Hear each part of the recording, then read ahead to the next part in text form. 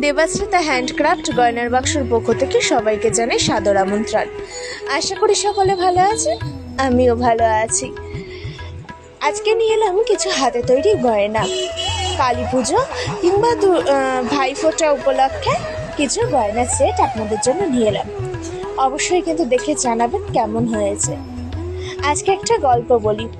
এগুলো বানাতে বানাতে গল্পটা হঠাৎ মনে এলো, তাই আপনাদের সাথে শেয়ার করছি। এই ক্লের কাজ না আমি কখনো কোথাও শিখিনি।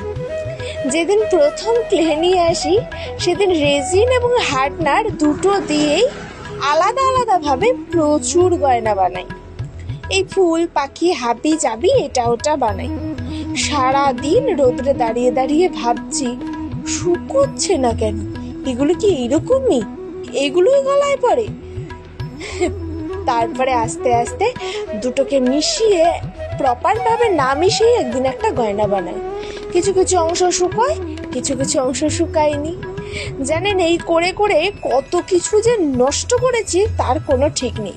তবে একটা আনন্দ কি জানেন তো, আমার ভুলগুলো এই একটা জায়গায় ফুল হয়ে গেছে। আমরা তো সবাই চাই আমাদের ভুলগুলো ফুল হয়ে যাক, এইগুলোও তেমন।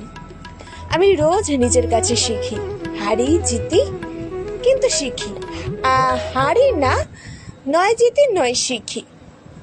আজকের এই সেটগুলো কেমন হয়েছে অবশ্যই জানাবেন। আশীর্বাদ করবেন যাতে ভবিষ্যতে আরও ভালো ভালো কিছু কাজ নিয়ে যেন আসতে পারি। যদি পছন্দ হয় তাহলে অবশ্যই বুকিং করে নিতে পারেন। আর অবশ্যই আপনাদের একটা কমেন্টের আশায় থাকলাম। আপনাদের কমেন্ট আমাকে অনেকটা এগিয়ে নিয়ে যায়। ভয়েসের ভুল ত্রুটি মার্জনা করবেন।